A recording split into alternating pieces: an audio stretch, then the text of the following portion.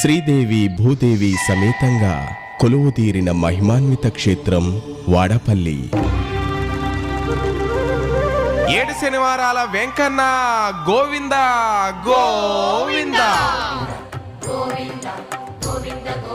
గౌతమి నది తోడుగా కలికల్మషాలను కడిగి ముక్తిని ప్రసాదిస్తాను అని కొలువుదీరిన 7 శనివారాల వెంకన్న దర్శనం 7 జన్మల పుణ్యఫలం.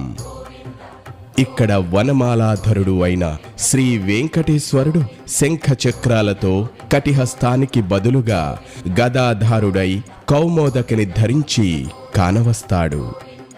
స్వామివారు దారురూపుడు కావడం వలన ఇక్కడ అభిషేకాలు నిషిద్ధం.